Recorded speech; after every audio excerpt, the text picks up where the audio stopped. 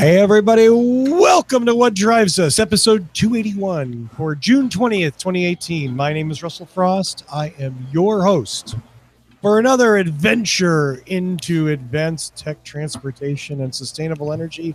Wow. Look, I'm kind of like the panic got bigger. I turned my back for a second and it got bigger.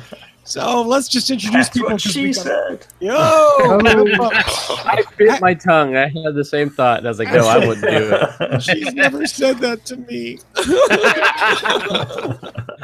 Okay, enough of that. We have a ton of news and we have a ton of people. Let's get the show on the road. And we already have a show title. She never said that to me. She never said that to me. Oh. All right, we're out. Thank you. We're done. Thank you all. There's the show. Thank you. It's perfect. Said that to me. Oh, Patrick, you're cool and funny. Which really I knew years ago. So anyway, my wingman on this show, he is our man in Chicago, Mr. Tony Schaefer. Hey, everybody. Gold star to Lee Moon. He was first in the chat room tonight. Oh, thank you, Lee. And followed very shortly by Eric. I mean, you guys are always here. So, hey, Lee. Hey, Eric. Good to see you guys. All right. Hey, were we supposed to change shirts between shows, Tony? I didn't get the memo. I just, all I did was I took it off. All right. So, I didn't. I did shave though. I did shave. I don't know you why. shaved between shows. Wow. I did. It's just my neck thing was bothering me. I hate that fur. Let's see. The man next to him is our man in the Tesla Model 3 in Canada, Mr. Mark Coughlin. Hello, everybody. Welcome to the show. We've got a ton of interesting stuff and even more panelists. So we'll see how quickly we can get through this. I should have just given a news story to each, but yeah, whatever. Our man in the Pacific Northwest, he's wearing the very exciting electrical warning shirt, Mr. Patrick Connor. Hello. Buckle up. It's going to be a fun show. Let's go. Whoa. Next to him, freshly arrived from the continent of Africa. He made it back safely just to do the show, and that's actually not true, but I'm saying it anyway. Yeah. Dr. Evan Fusco. Yeah, that's not true. The real reason that I'm here is because I drink and I know things.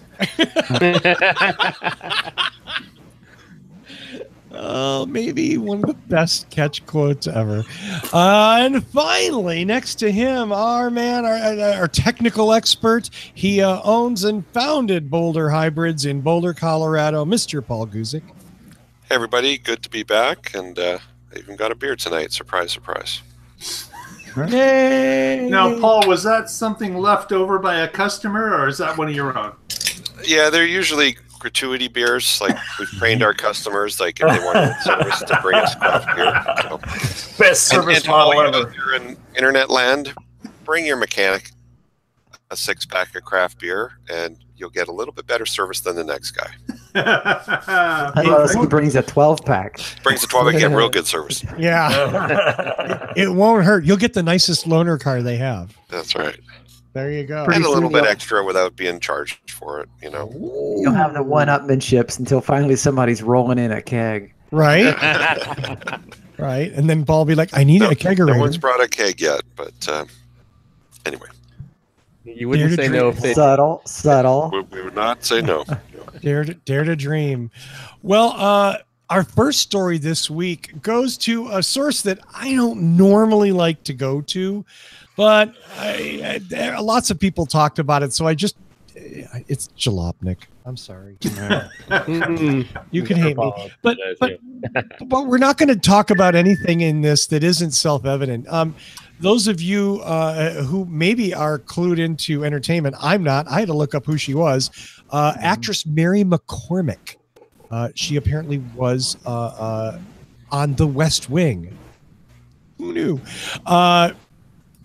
Tweeted a tweet because her husband was driving the family Model S in Los Angeles, and apparently someone said as he was driving down the road, "Hey, dude, your car's on fire. Stop!" And he went, "Oh, my car's on fire." And he stopped and he pulled over, and this ensued. yeah, this car spontaneously combusted.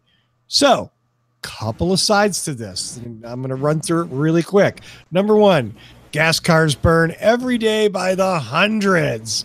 Electric cars are not more dangerous. So we're not feeding the FUD here.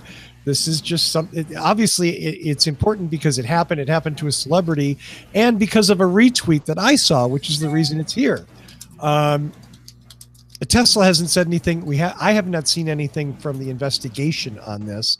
It's something certainly that'll come out. But Chelsea Handler, who's also, dare I say, like a C-list celebrity, she has her own show or something. I don't know.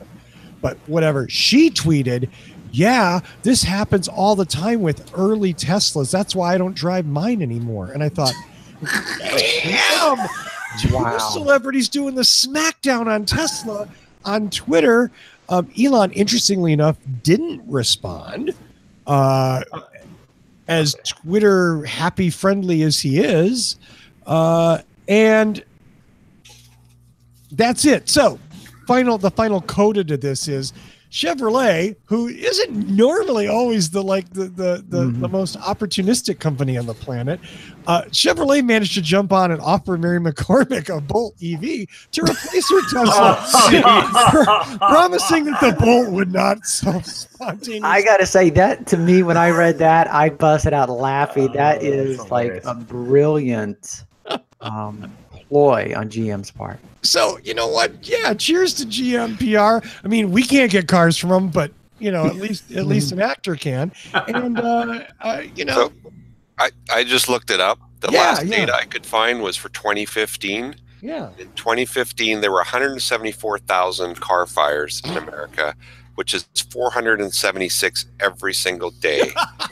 Yet one Tesla catches fire, it makes the news. It does. Yeah.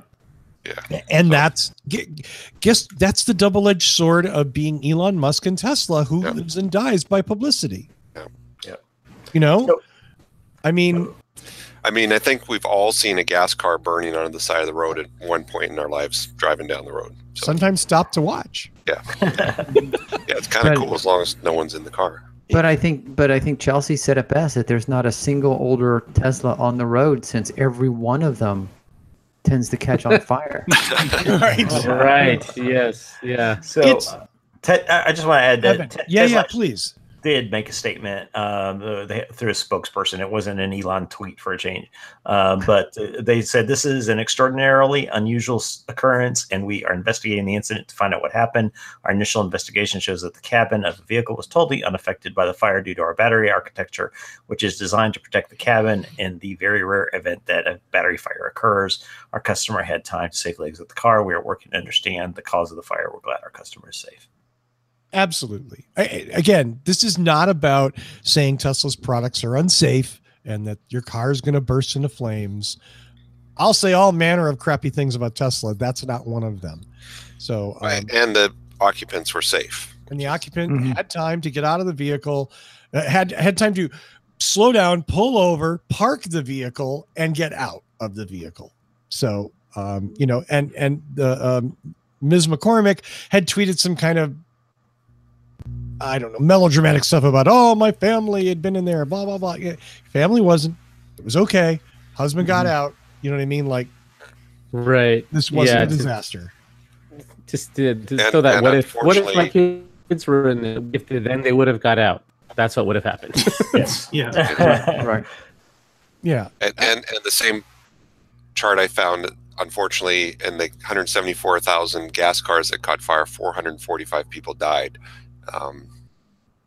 Which is more than one person a day due to fires.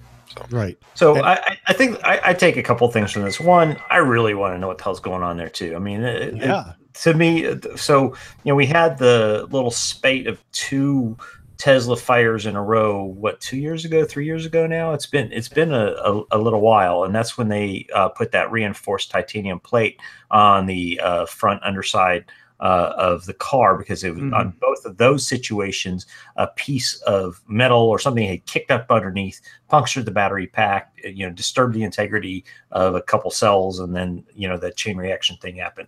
And in both of those cases, it was very similar to this, where the fire was essentially contained underneath the vehicle and up through the frunk, and never was the cabin penetrated in either of those cases. And this certainly looks similar. The difference here is this appears to be spontaneous, and as far as I know, it's the first spontaneous that has occurred like this, and that is, I mean, I don't want to say it's worrisome, but I if you only have one rocket out of 10 that spontaneously combusts, you're going to investigate and figure what the cause, so it doesn't happen again.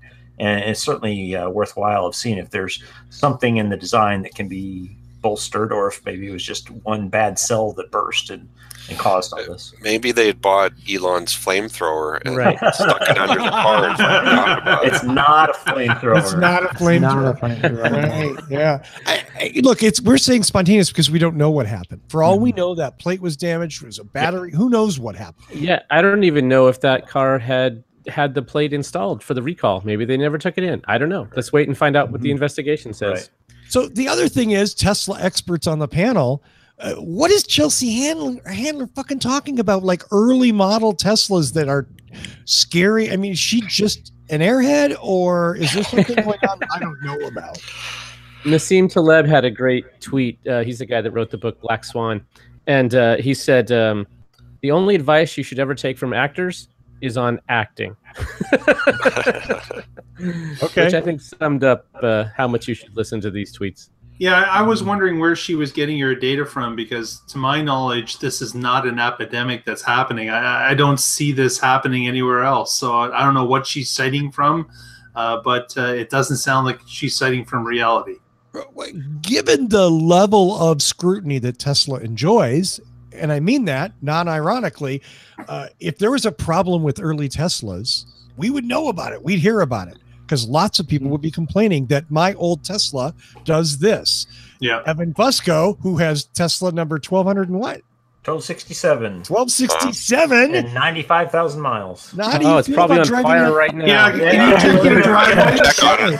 Can I be excused to go see my car? Can you just go take a look at it? Just put our minds at ease. Doesn't your app give you a notification?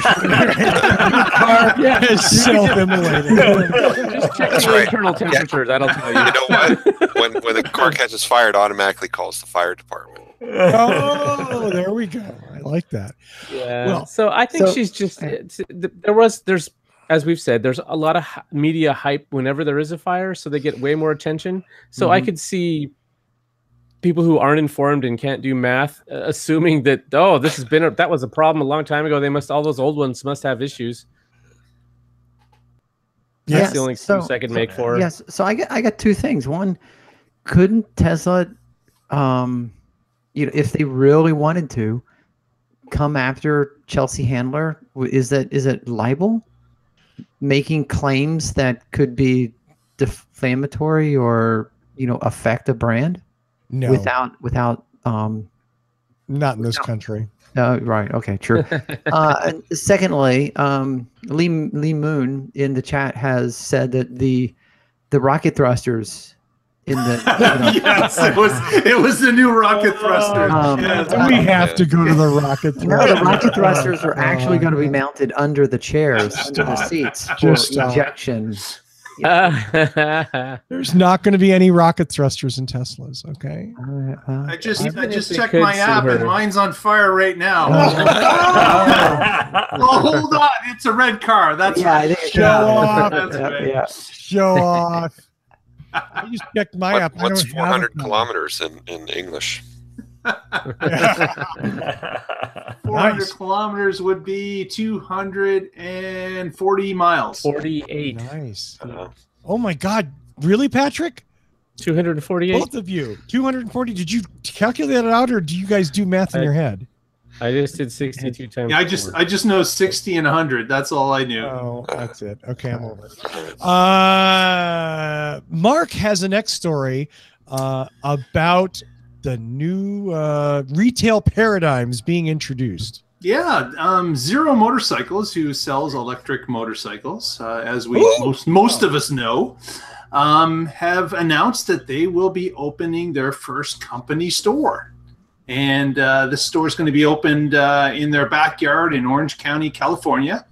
They're rolling out a new store to sell their bikes. Right now, of course, all the bikes are sold through other dealerships, which could be multiples of different motorcycle retailers selling different brands, but they have decided that they're going to open up a store that's just for Zero and sell their bikes exclusively themselves at this one store. This, of course, may roll out further based on their success or not, but this further builds on a story that just happened last week from Renault in Europe, where they've opened up now their second company store. So they've had enough success in one to open another, and this seems to be a trend. There's another company that does this too, and I just can't think of who it is. Oh, God. Somebody that got, maybe more than one store, maybe 120 of them. But this seems to be a trend. They're starting to pick up that this makes sense. Let's roll out our own store where we can tell the benefits of electrified vehicles. We don't have to compete with others talking about gas vehicles. We can just sell electrics, and it's good to see that this trend has started. Yep. Yeah, very cool. Hopefully they can make it work financially. Yeah. Right. Yeah. Especially a company like Zero. And what's sad in a way is that, like, for instance, their first store is going to be in Orange County. Not far away from there in Hollywood is Hollywood Electrics, which is a great electric motorcycle scooter dealer. One of the few. Now, those things are very, very few and far between, but Zero's done an abominable job of placing their products in motorcycle dealerships. Number one, they're in very, very few dealerships. And it's probably no surprise that the dealerships they're in, most of the dealerships don't care. Some of them do. Haps, for instance, in Sarasota, Florida, is an excellent full-line BMW, Honda, Triumph, and Zero, and they do a great job of promoting Zero. There's other ones that I've been into that do what you would expect. Hey, wouldn't you rather have this bike because it's cheaper? Yeah, we've talked about the problem at dealerships when they have electric cars in there. They just don't know how to sell them. Or they don't care. I don't know that. I don't know that the answer to Zero's problem is opening their own stores. I hope it works because I'd like to see Zero be successful. But if they can't be successful on their own, then they got a lot of problems. Like they should know the bikes the best, and they should know how to push the bikes out the door the best. I hate to say this, but I think a big part of what's holding Zero back is their design and their pricing. Okay.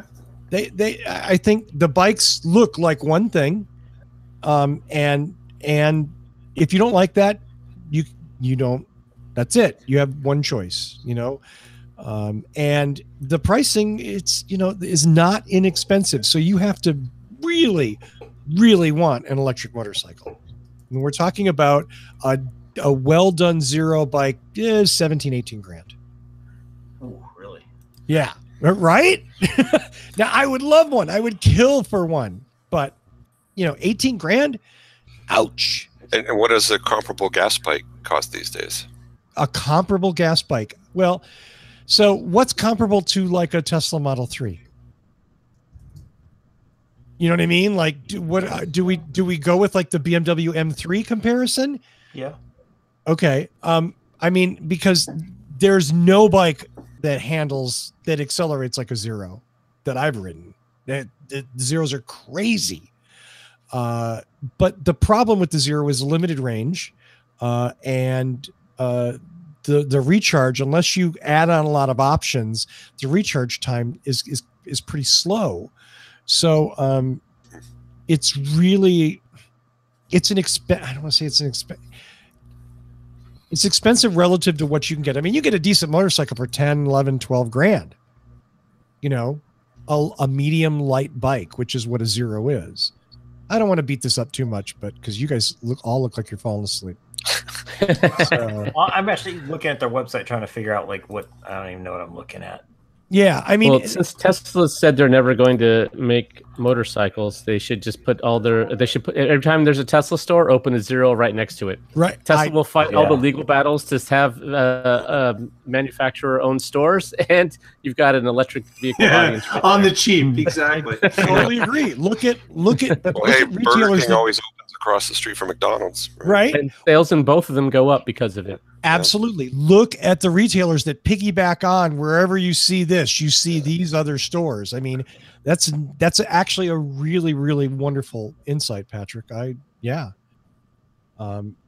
Because why not? You know, if you're going in to buy a Tesla, you're not going to be like, oh, I'd rather have a motorcycle. You know what I mean? No, Nobody's but you gonna might say be like, that. I want a Tesla and a weekend play toy. Right. Exactly. One of these would be great. And again, like a Tesla, once you've driven one of these, a gas bike just is not the same. Yeah. It is totally otherworldly. Well, you know, another scenario is, well, honey, you don't want me paying this much for a car, but I could get a motorcycle for a lot less. Well, there's that. There's that. Oh, and they're a lot of fun, but it'll be interesting to see. Sorry, Mark, I didn't mean to hijack your topic. No, that's cool. We wanted discussion. Let's good. And by the way, it's not the Tesla model; it is the Apple Store model. And just FYI, your estimates on price were a little low, Russell. Depending which model you get, Right. but like for the 0 SR, the starting is 16.5, and then if you want the extended range, that's another $3,000. So you're almost, and then a quick charger, you're over 20 grand. You're over 20, yeah. I mean, you get a decent one for 17, 18 grand, but it's You can also get a decent car for that. right. You can also get a decent car. You can also get a really nice motorcycle for that. I mean, I can go buy a Ducati Monster right now for 10 grand. Yeah. It may not be as quick as a 0, but the Monster's not a slob either. So, And you get another $9 grand in your pocket to boot. right, exactly. Cut your payments in half. So I think those are the real challenges that I'd rather see them working on, is some sort of economy of scale where they could bring the price to these bikes down a little bit and maybe just offer something else that looks a little different, for God's sakes. Maybe 0 should come out with a range extended version. No. You know, like tow a little generator. No. A sidecar. No. A little sidecar generator. A little That would be- side Diesel cars. engine on the side. Okay, I'm going to end the show. I can tell you how much I hated sidecars and 3-wheeled motorcycles. So the next story isn't a story. So it's over. All right, moving on. Yeah, moving on. So real quickly, Green Tech Media last week posted a story that Siemens was going to sell its gas turbine business. Turbine. Right? No, they don't. God, I mean, so Siemens does have a lot of interest in the Middle East, but not a clothing line. Not a clothing line. So as it turns out, that seems to be an unsubstantiated rumor. Yes. So, okay. Full disclosure, I work for Siemens. And What? I know it. People didn't know that. Oh my God. And I don't work in the turbine division. But when I saw this news article here, I was like, you realize that was just an unsubstantiated rumor. So yesterday, and this is the one I found was in Reuters, posted yesterday, that Joe Kaiser, who is the CEO of Siemens, came out and said, this is an unsubstantiated rumor. We're not selling the turbine division, and there's nothing to that. Okay. Next story, I'm going to go right back to Tony. Yeah, Well, wait. So Okay. that was all important, but one of the points out of that story that I did like, and I assume this was accurate, was they talked about how much renewable had been installed during 2017 versus how much fossil fuel energy had been installed. And more than 2/3 of the new installs were renewable energy, excluding hydro. So that is certainly a really awesome point. If the grid if most new energy coming online is green, that is awesome. Oh yeah, it is, and Siemens is shifting a lot of work into renewable. Siemens makes wind turbines. A lot of the offshore wind turbines, the monsters, a lot of those are Siemens turbines. It's just that Siemens is not completely vacating the turbine, sector yet. They might in the future. It's just that right now they're saying no. There's still a need for this, and we can still squeak, higher efficiencies out of existing ones and retrofit them. So there was a huge discussion internally. I don't remember a lot of it. I don't know how much I'm supposed to, don't talk about anything you heard internally. But I'm not at Siemens, so I'll just speculate, and then you don't get in trouble, Tony. Perfect. If right now fossil fuel is only a third and it's declining, it's not going to be a viable business for a whole lot longer. So at some point, anybody who's making things for coal plants or for natural gas plants, it's not going to be a growing business, and they should have an exit plan. Right. And, I'll tell you, historically, Siemens is really good at very quickly getting out of an industry sector that is on its way down, or they're not leading. So I'm sure that once that decision is made, they'll flip that switch and they'll be out of there in a heartbeat. Yep. There you go. Okay, Tony, take it away. Yeah. So I stumbled upon this article, and I think Patrick could provide, as much input. It's from onestepoffthegrid.com.au. So it's an Australian article. Oh, God. Damn Australians. I know. Well, I'm trying to win back the Australian audience that we've that I just pissed off again. That you just, I know. Sorry. But so I know that a lot of the people who watch or listen to our show, have a green mind and they're green bent. And so here's something about your house. This is a car show, but this is something literally closer to home. Thank you. Wait for applause. Wait for laughter. But so what it is the author here said that last year they got 7.8 kilowatt hours of solar, and so he wrote up his experience. And one of the things was, if you're thinking about battery storage, here's 5 things you should do first. And again, this is where Patrick can provide a lot of input and his thoughts on this. One of the first things that he said was add as much solar as possible. Now, in his case, in Australia, he could feed back into the grid. Step one is to get more efficient in your house, like lighting, computers, all that. Then add solar. Yeah, so he has that on the list in a different order. Yeah. And I'll go ahead and jump in here. In 2007, when I wanted to install solar, the first place that we called, the guy started telling me, no, I need to make sure that I have LED light bulbs and that I've bought a more efficient refrigerator, that it's not over 5 years old. And he was going through all these things I had to do first.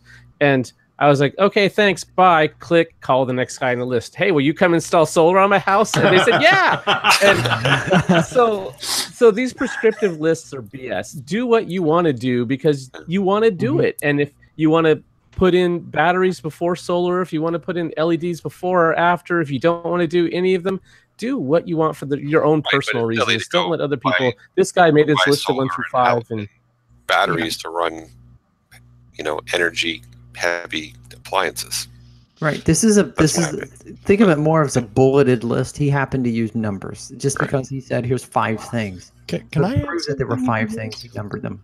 Yeah, of course you can. Having some small experience with solar, it's interesting in my limited experience in California, where electricity prices are super, super high.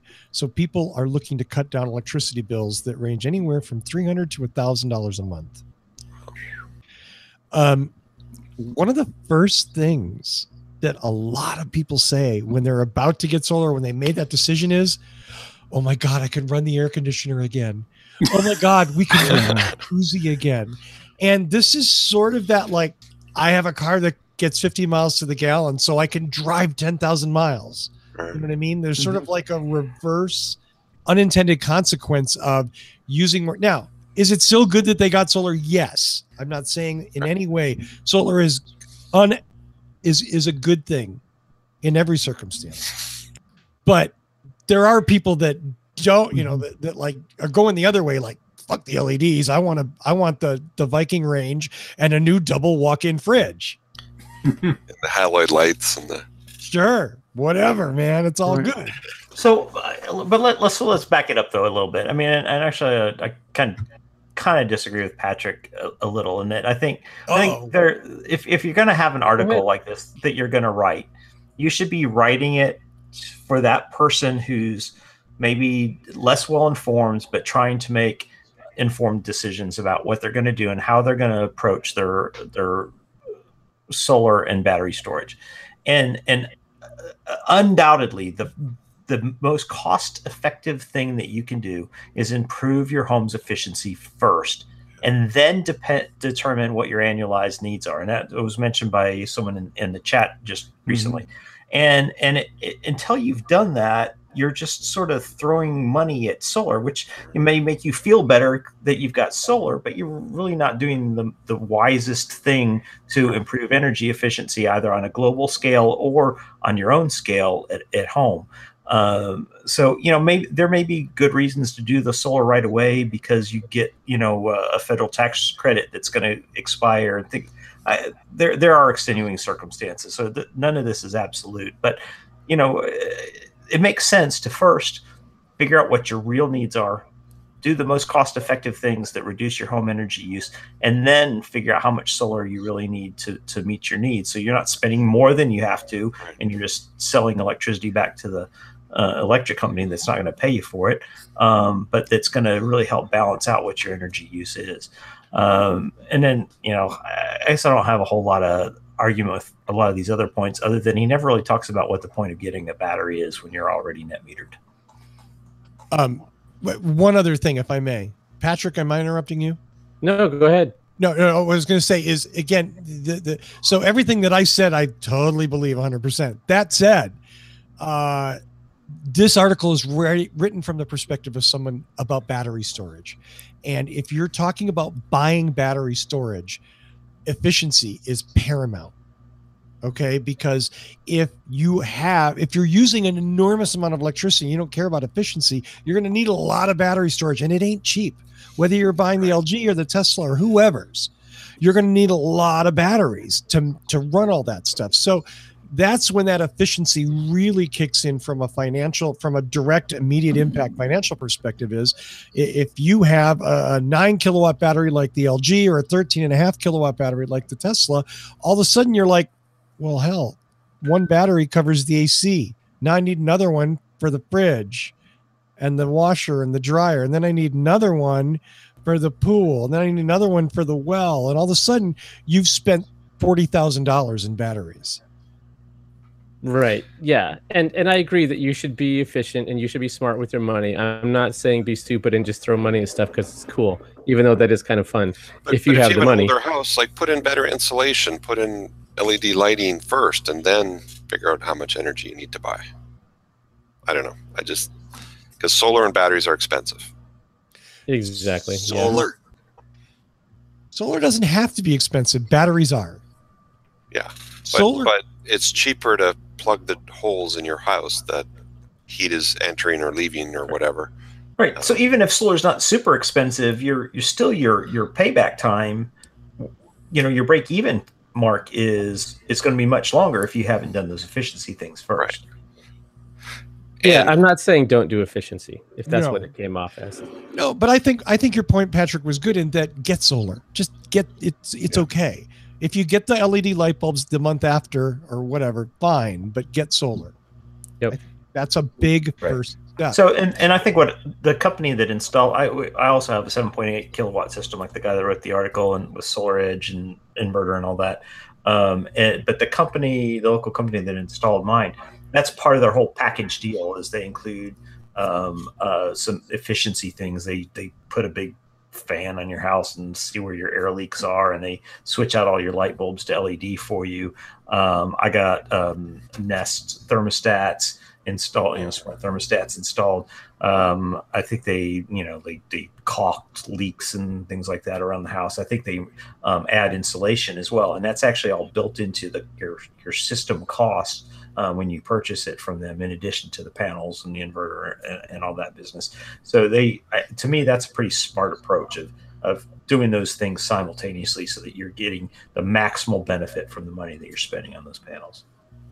Yeah, we had all of that done too. If there's anybody in Oregon listening, the Energy Trust of Oregon, if you're in their region, you can have that done for free. They come out and they do the pressure test. They find where you have leaks. They'll seal your ducts. They give you low flow faucets, and they give you LED light bulbs, and it's all free because it's paid for. When you pay your electricity bill and your natural gas bill, the state has a small tax that goes into the Energy Trust. And so you're paying for it anyway. You might as well use it. And it's pretty cool. They sent me a whole box of LED light bulbs, and it's pretty cool stuff. Very cool. Cool. And depending where you live, there's some cool things. I think it's available in a lot of states now, but in Colorado, they had this thing. They now call it roofless solar. And I live in an apartment building, and I actually bought solar panels in a field somewhere. I don't even know where they are. And all the energy they generate in kilowatt hours comes off my bill from the utility. And if I move, awesome. I just move those credits to wherever I'm living. So I am feeding the big utility a lot less, and the energy is produced somewhere in the county, but I'm not sure where. And I don't have to upgrade my home. I don't have to have an electrician come in. So there are other options to benefit from solar. It just sounded really strange that you said I bought a bunch of solar panels. They're in a field somewhere. I don't know where. I literally own them. I have a title to them. I don't know where they are. So you can Google rooflesssolar.com.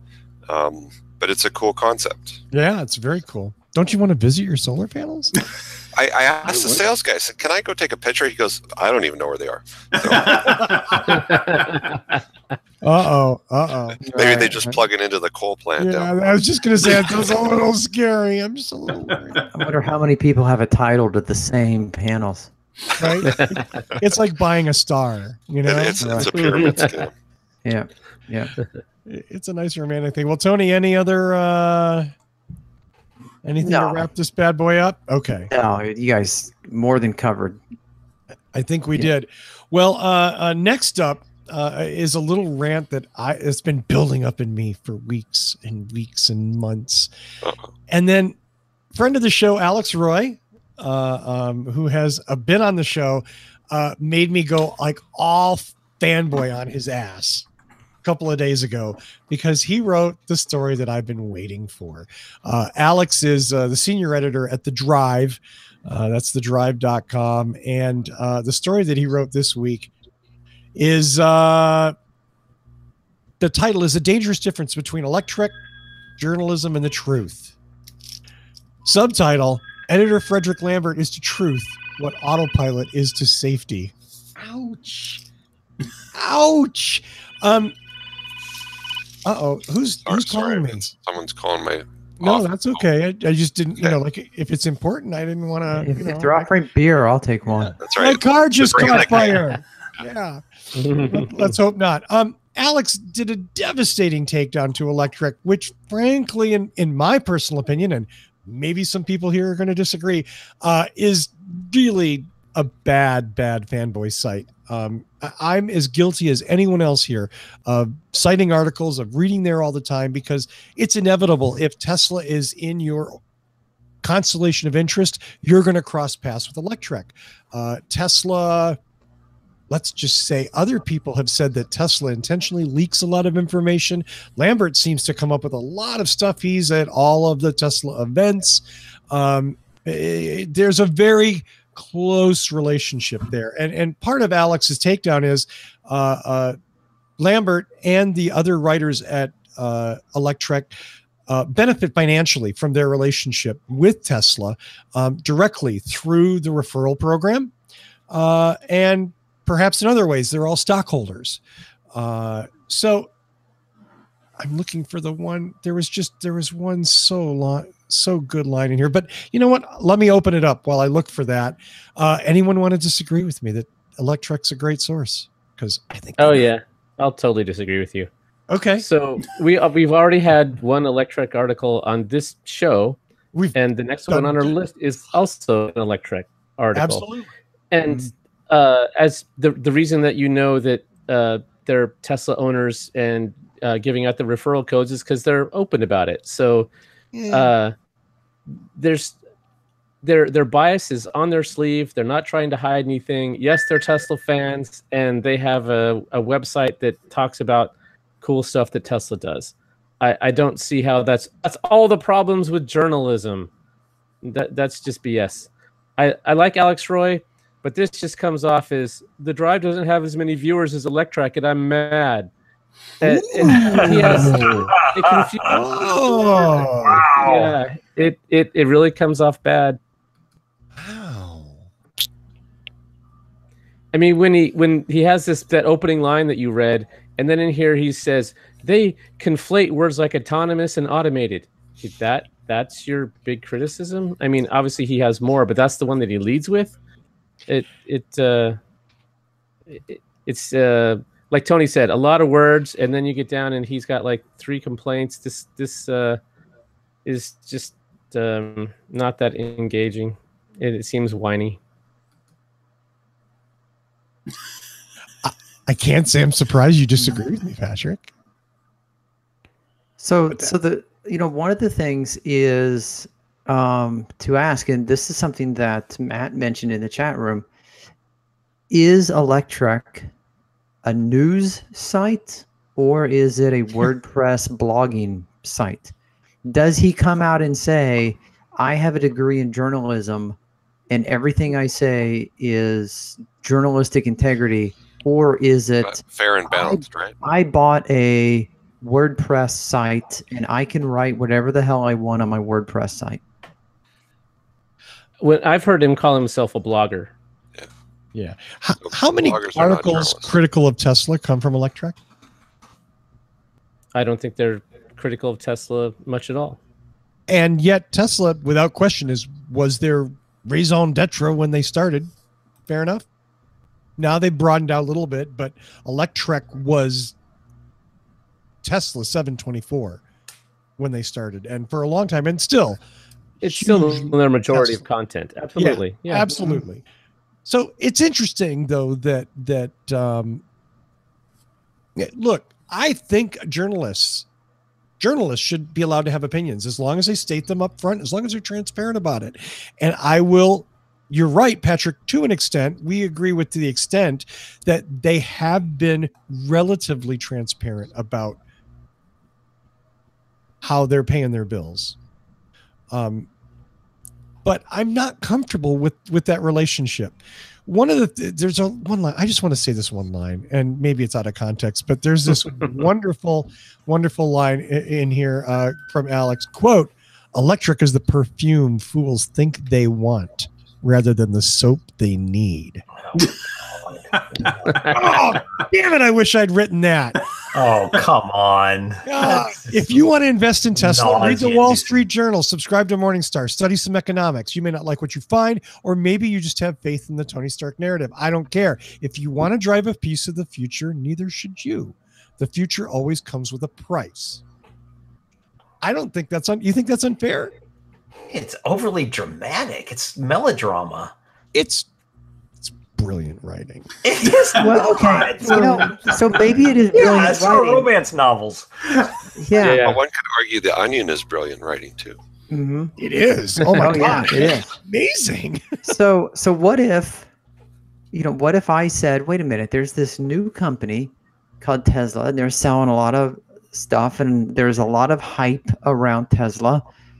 And if I start a website where I just write positive things about Tesla, people will come to my website and they will read the positive things that I write, and then I can put advertising on the pages and I'll get click-through revenue. So I'm just going to do that because it's America and fuck you. Actually, it's Canada. Actually, he's Canadian. Oh, well, and because I'm Canadian and fuck you, A. He gets to have a lower thirds. Right. Yeah. But I mean, honestly, if that's his business model and it works for him, then what can I say to that? I can't say anything to that. I don't disagree. I don't have to respect them as a news source, though. Are they a news source? And again, if he says he's a blogger, is that all he is? What's Sean? And then we get into that whole like, what's journalism thing? Is Sean Hannity a journalist or an opinion person? And you get into that sort of fuzzy area. My problem with Electrek is I think everything is rosy with Tesla, and if there was something horrible, Electrek either wouldn't publish it or would gloss it over. And I don't expect them to be both the biggest fanboys and the most intense investigative journalists uncovering every possible problem, but I do hope for a little bit of balance. So don't worry, somebody else will cover it. Do you think they're any worse than Motor Trends and all the little shit that they take from all the car companies and all the drinks they get when they go to the pressers and stuff? Yeah, they're just test as drive big a in whores. Hawaii in January. Right. If not, they're maybe worse because they're paid whores. At least Electrek just fucks everybody for free. Well, again, let's be clear. There's nothing going on there from free. Lambert's making a ton of money, and he's getting a ton of perks from Tesla. Well, define a ton. Yeah. I mean, nothing on the order of what $60,000 worth of stuff from Tesla. That's a lot. In my world, 60 grand's a lot. But so you're talking about his referral stuff? Yeah. Okay, but that's not Tesla buying him. He's just using their system for his own personal gain. So we can argue about that's not great and ethical. Again, it goes back to I don't give out my referral on this show very often. I just don't think that's really the right thing to do. But that's not Tesla seeking him out and buying his articles like it is with Motor Trend and all these other car magazines. I'm not blaming Tesla for any of this. I'm not blaming Tesla. I'm not in no way, shape, or form. And I'm not saying that you are, but what I'm saying is what he's doing, in my opinion, is far less serious than the paid whores for the other auto magazines. I wouldn't argue with you. The ones that never criticize the big three. Or like even like I read the weekend paper here, the Denver Post, and the auto writer, every single column is an advertorial, because they can't afford, the news agency can't afford to pay them. So the manufacturers pay them to write stories about the new Audi or the new whatever. Look, we're all fans of stuff on this show, whether it's Tesla or electric motorcycles or stupid looking scooters or solar panels or whatever it is. Each one of us has our thing that we're fanboys of. Every one of us is passionate about this category in some way, shape, or form. But I also think each one of us has been critical on air about something, sometimes things we like, sometimes things we don't like. Okay. There would be nothing more tedious than doing nothing but fanboy cheering. Yay, this is wonderful. Yay, this is perfect. Yay, this is great. You need to buy this. You know what I mean? I don't see the value in. I get the value in that. It's not something that I have a huge interest in. I say with only a small amount of hypocrisy. So, just a small amount. I won't beat this, but I don't see.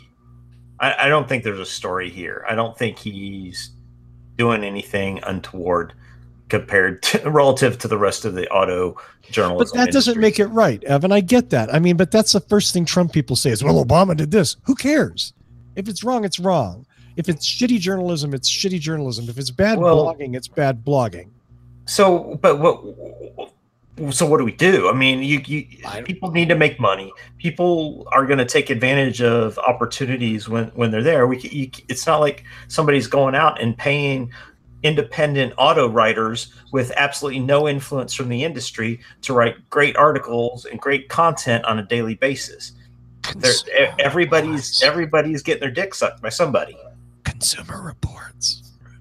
Oh, come on. Even then. But that's a paid. You have to pay how much a month or a year I'm just to get throwing that out that there is one thing, and I don't think but they do reviews. They're not doing news. I understand, but I mean, and you got to pay. They do talk about new technologies, and yeah, there isn't anybody, and there is one model for that.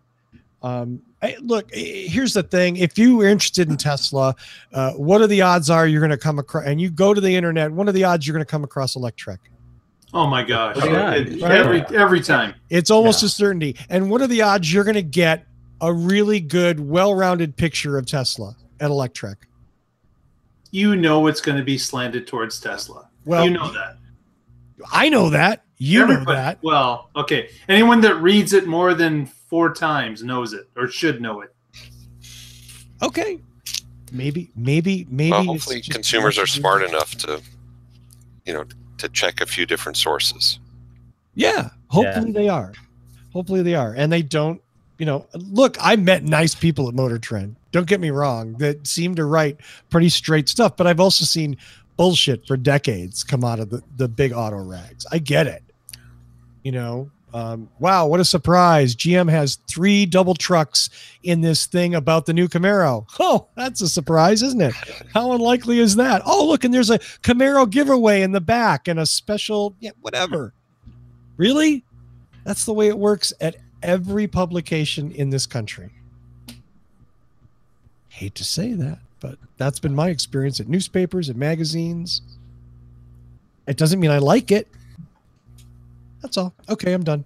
But there is one bastion of good, honest, balanced opinion in this sector, and that can be found at youtube.com/whatdrivesus. That's it. Whore us out, man. Whore us out. Click the subscribe button. Put a $5 bill in the mail and send it to any one of us. And you will be our highest producing sponsor. Yes, that's true. Exactly. We get paid 0 from anyone to do this. So you do get a lot of sides on any story because there's almost we always disagree about something. And that's okay. I mean, I think no one's mailing us checks. Well, and that's right. Like we don't get paid to all go, wow, this is the perfect product. If only I could have this product. Mm-hmm. Wow, that'd be a great show to watch, wouldn't it? I mean, look, we all love Tesla. I love Tesla. I mean, the products are amazing, but there's lots of things about them that deeply disturb me too. Yeah. Their disruption to the market is fun to watch. Well, there's that. That's a totally different. But there's hiccups and stuff, as with everything. And I love my Prime, but I'm going to make a video at some point this year when I have time about things I really don't like about the Prius Prime. Ooh. Yeah, I know. That's gonna be a good one. Ooh. Give us a teaser. What's the number one thing you don't like? Oh God. Yeah. I don't know yet. And it's there's no volume knob. And it's going to be a bulleted list because depending on the order, someone's going to tell me that number 5 should have been number 1. I would be that me. Yeah. I got nothing. Let's see who has the next story. I think Paul has the next story. Yes. It's good. Good news today out of Colorado. The governor here basically is endorsing California emission standards, or CARB, and claiming that within a year or so, cars and vehicles sold here will be compliant with California standards, which is awesome. Unfortunately, there's a heck of a lot of trucks in Colorado once you get out of the Front Range area. And for those of you who've never been to Colorado, the Front Range is from Fort Collins, Boulder, Denver, Colorado Springs, and that's where the bulk of the population is, just on the east side of the Rocky Mountains. Once you get out of this area, there's a heck of a lot of pickup trucks. There's a heck of a lot of oil and gas industry with big lobbyists. So let's hope this sticks. Unfortunately, the only other 2 non-coastal states to adopt CARB standards, New Mexico and Arizona, repealed them after a few years. Oh wow! So we'll see. But it's encouraging. But let's see what happens. The cool thing is, if they do it right, some of these compliance cars that are made in California will officially come to Colorado right now there's a lot of gray market import compliance cars running around Boulder and Denver, but it'd be nice to see them officially marketed here. And even cars like the Prime, that Toyota has no effort or spends no effort marketing the Prime in Colorado, but they market the hell out of them in CARB states to get emissions credits. So I'm going to put a link up here. I don't know if one of you guys can share it. It was a better article from the Denver Post about the emission standards. So. And Paul, is this them actually becoming a CARB state, or is it not quite that? It wasn't clear. I think they're saying they want to get to that point where they're going to force the manufacturers that sell cars here have to be California compliant, which is easy to do because the cars exist and the engineering's done, and they just say, well, if you want to sell a car in this state, Toyota, you got to be CARB compliant. Right. Right. And since California is such a big market, yeah, they definitely have them. And we already have emissions testings all along the Front Range, which works really well.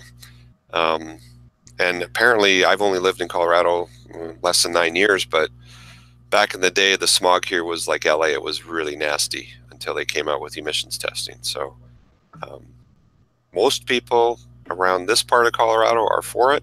Of course, the auto manufacturers are not for it, and neither are the guys with diesel pickup trucks in the plains. So we will see. Yeah. Nice. But it's cool that we're the first state, that's going to do this for quite a while. That's not on the coast.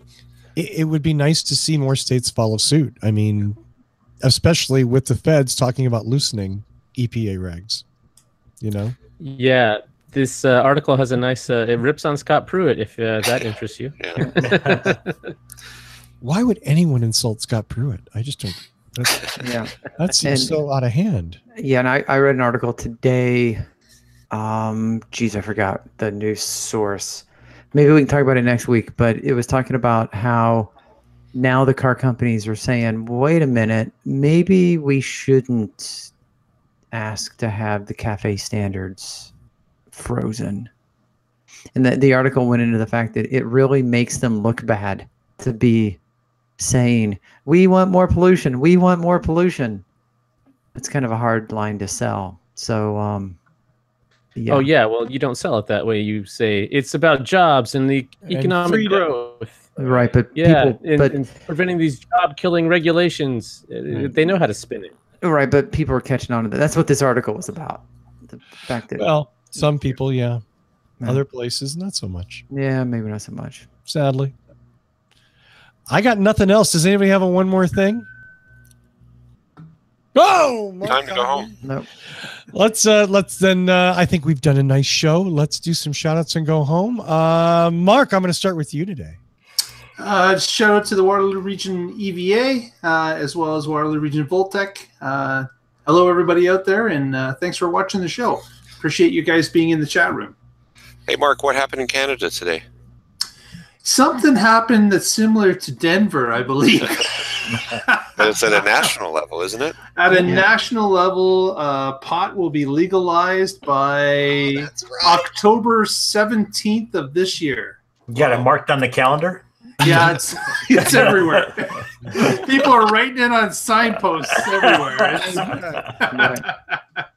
There was a radio program today on NPR, I forget which program, about the pot industry in Canada and how it's leading the world. And they took a small town in Ontario that used to have the Hershey factory, and they closed down, and now it's a big pot factory. And yeah, in our actual city of Kitchener here, there was a large seeding plant, Lear. They changed the Canadian flag. Maple leaf.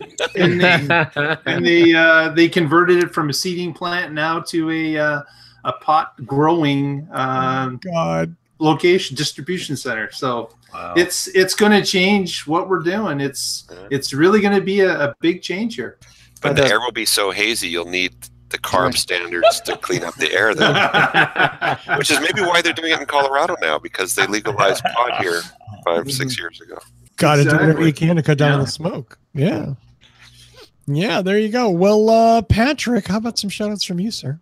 Okay. Yeah, I am with the Oregon Electric Vehicle Association. You can find them at oeva.org, and we're on Twitter and Facebook and Google+. I also write at carswithcords.net. And I only wish that someone would write an article about how horrible of a fanboy I am.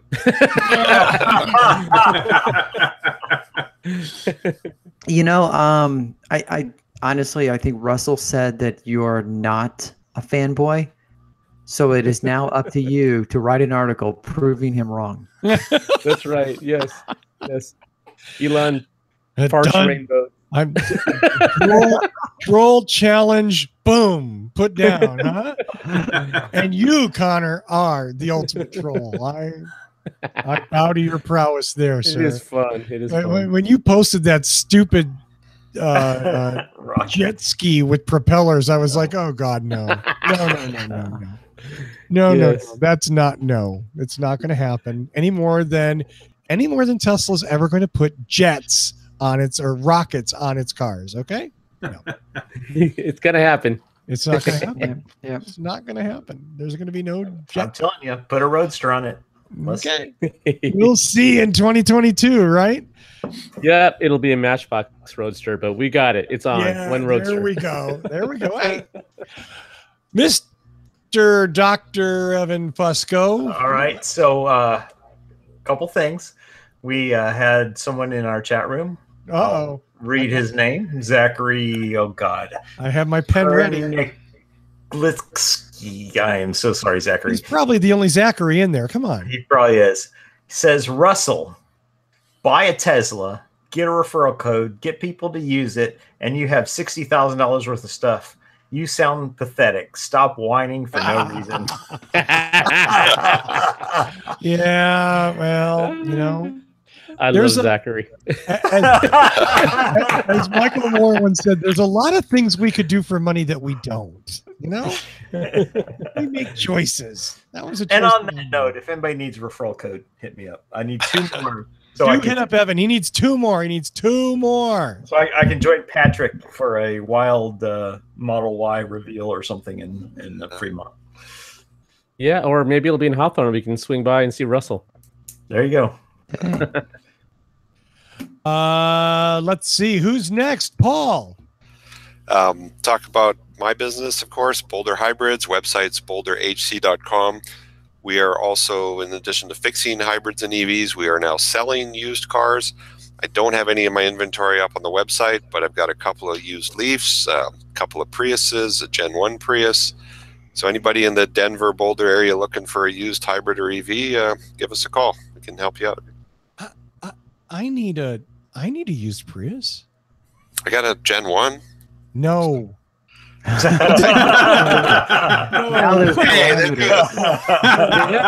You're helping Paul sell things here, Russell. I don't want history. I want the future. Yeah. Well, I have a really nice 09 Gen 2 Touring Edition with low mileage. Yeah. Nice. Leather, loaded. Wow. What does something like that go for? Are you allowed to say? Probably, depending on which battery, we may upgrade the battery to a brand new battery, but somewhere between $7,000 and $8,000 most likely. That's a steal. That is a steal. Plus a 6-pack. Ooh, a 6-pack. You have to bring a 6-pack for Paul to get that deal. That's it. Right. That's definitely bring the keg and hope for the new battery pack. No, you're not going to get a new battery pack for a keg. Let's see, Tony P. Hey, shout out to everyone in the chat room, like Patrick said, and everyone's glad to see you there. Thanks for spending the evening with us, or morning, or whatever, wherever you are. I also want to give a shout out to Apple for not giving me a warning that my mouse is about dead until it reaches 2% battery charge, and then putting the plug for the charge on literally the bottom of the Magic Mouse. Thank you, Johnny Ive. Right. Thank you, Johnny Ive. So you can't use it while it's charging. Exactly. Yeah. Yeah. Good design. But it doesn't distract from its aesthetics. Yeah. They could have told me at like 10%, and then I would have charged it yesterday or something. But no, middle of the show, your mouse is about to die. Yeah. Thanks. That's nice. Yeah. Well, that's how EVs should do it, right? You should just be driving around and say, "You've got a mile left." Figure it out. Get home. Get home. We get rid of range anxiety. They don't even show you how full the battery is. No anxiety. Yeah. There's no anxiety because it just dies. Battery low. What happens next will blow your mind.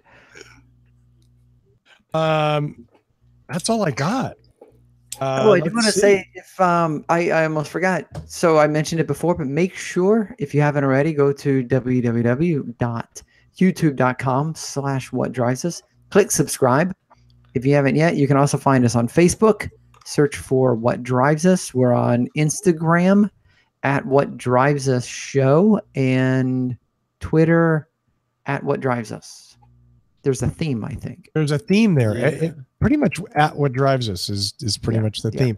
And on some of those, you can see me trolling Russell. Yeah, absolutely. Definitely the Facebook page. If you read the news on the Facebook page, you will see Patrick dangling little things out there for me to sort of cat-like paw. And every once in a while I bite, and sometimes I just go, and ignore it. But it's one of the reasons I love Patrick, because he cares enough about me to do that. So at least that's the way I choose to look at it. Hey, thanks to everybody in the chat room for coming in and hanging out. I'm going with She Never Said That to Me as the title of the show. Yeah. Is that, yeah? Okay. Good choice. Okay, fair enough. As always, thanks to Michael Mannering for our theme music. Visit him at manthing.com. Tony said all the important stuff. Go to youtube.com/whatdrivesus. Hit subscribe if you have not already. Encourage your friends, family, pets, even random strangers to go there and hit subscribe, please.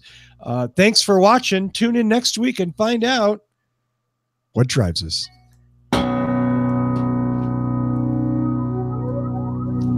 Thank you. Good night, everybody. Good night, Cleveland. Ooh, Cleveland. I'm going to Canada.